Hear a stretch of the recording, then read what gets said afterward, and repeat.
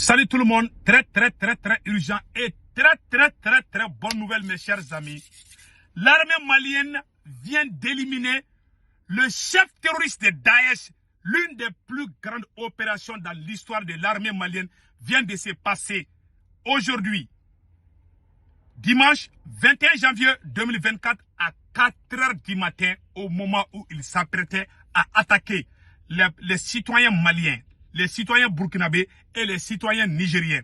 Mes chers amis, voilà la photo de Abdul Wahab Ould Cheriba. C'est le chef des opérations. C'est lui qui est le chef de commandement. Il vient d'être tué par la puissance de feu de l'armée malienne.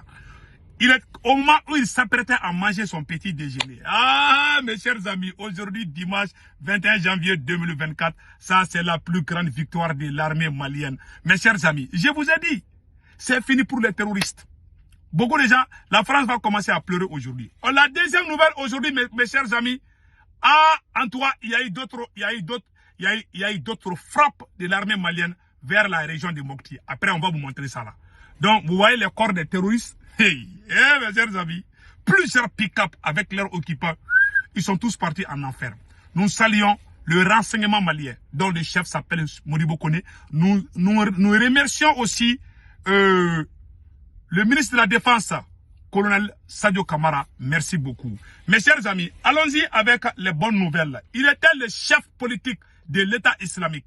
Celui qui a été tué là, c'est le chef politique de l'État islamique. C'est lui qui dirigeait les opérations pour attaquer. Et puis, l'État islamique est une organisation très dangereuse. Ce sont ces genres de terroristes qui massacrent toute une population. C'est-à-dire que ce sont les terroristes les plus dangereux. Voilà le monsieur même. Il s'appelle Abdul Wahab Cheriba. Abdul Wahab Cheriba, il est parti dans l'enfer. Au moment où je parle, on est en train de lui brûler dans l'enfer. Donc, mes chers amis, nous allons lire ce qui s'est passé réellement. Écoutons ça très bien.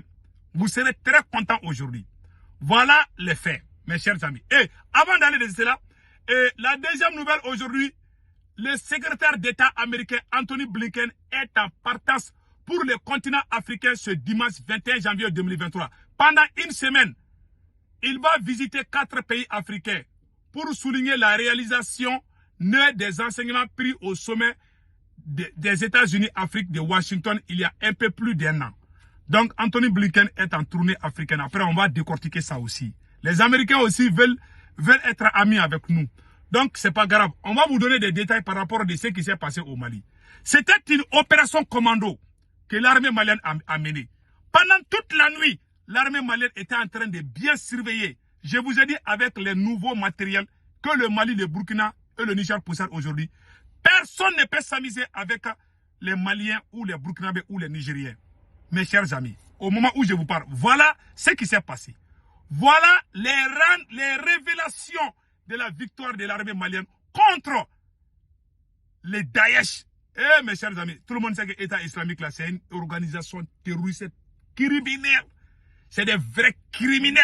Écoutons ce qui s'est passé. À Menaka, gros coup porté par les forces armées maliennes contre Daesh. À Inaraban, Abdul Wahab Ould Cheriba, un des plus grands dirigeants de Daesh au Sahel, a été tué aujourd'hui, dimanche 21 janvier 2024. À Inaraban, localité située à 60 km au sud-ouest de Menaka, suite à une opération aéroportée des forces armées maliennes. Abdul Wahab Ould Cheriba est un des instigateurs du massacre de plusieurs centaines de civils dans la région de Menaka et dans les pays voisins comme le Burkina Faso et le Niger. Ce monsieur a tué des Burkinabés, des Maliens, des Nigériens en vrac. Voilà sa photo. Voilà la photo du criminel. Il a fatigué les Burkinabés, les Maliens. C'est lui qui ordonnait les terroristes de brûler les villages, de faire des tueries incroyables. Voilà ces criminels. Écoutons ce qui s'est passé. Cette opération des forces armées maliennes a permis la neutralisation de 13 terroristes. Écoutons ça très bien. La neutralisation de 13 terroristes, parmi lesquels plusieurs lieutenants de Daesh. La destruction de 5 pick-up lourdement armés, celle d'une vingtaine de motos et la récupération de matériel de guerre et une quantité importante de renseignements. Les pôles logistiques de carburant, de vivres et de munitions de Daesh aussi détruits par la puissance de feu de l'armée malienne.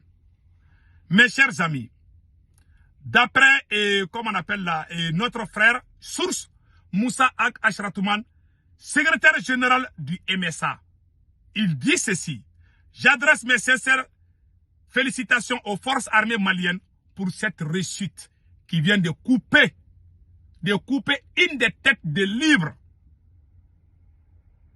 qui opère au Sahel. Après Oussama Morado, leur chef d'état-major, et Alwan Ould Shokib, les forces armées maliennes portent un autre coup fatal à cette organisation terroriste criminelle.